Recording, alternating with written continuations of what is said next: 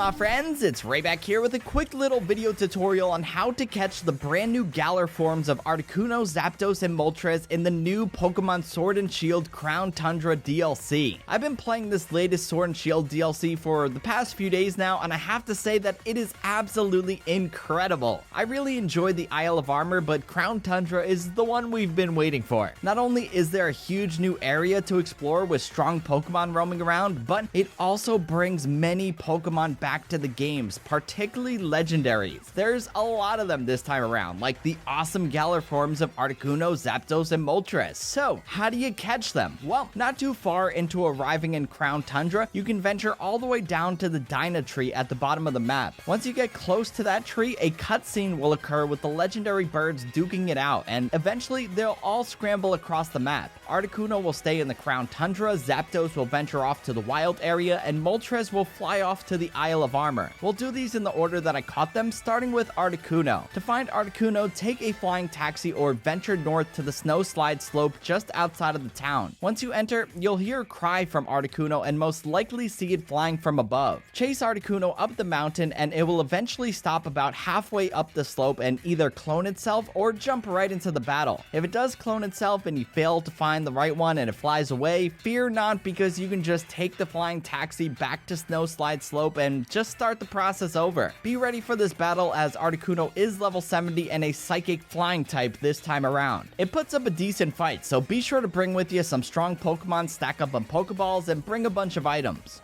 Next up is Moltres. To catch Moltres, take a flying taxi to the Field of Honor on the Isle of Armor to hear its cry and see it flying overhead. Moltres is a little more difficult than Articuno as it flies quickly throughout the Isle of Armor, but don't chase it if you miss it because it flies around in one big loop around the island. Trust me, I tried to chase it on the bike a few times and it just wasn't working out. A good pro tip here would be to wait near the entrance to the swamplands for it to make its way around and start the battle. Moltres wasn't all that difficult to catch, he's just more annoying to try and get the battle to start, but at the end of the day, he was arguably the legendary bird that I was most looking forward to catching this time around because his Galar form just looks straight up amazing. He was well worth the wait. And last but not least is Zapdos. To catch Zapdos, take a flying taxi to the meetup spot near the original wild area. As soon as you enter the wild area, head to the right and Zapdos is going to be standing right there. His Galar form is a fighting and flying type with mighty strong legs, so he's not flying here,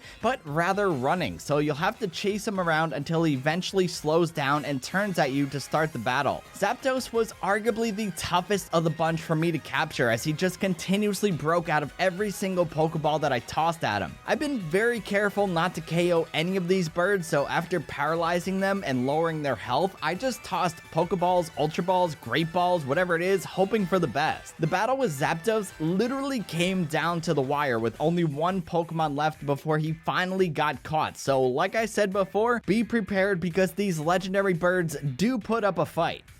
Anywho, that's about it for this video, guys. I hope you enjoyed it and found it helpful. If you did, you know the drill by now. Be sure to give it a thumbs up and hit that subscribe button because it always helps out the channel. And until the next one, I will catch you guys later. Peace!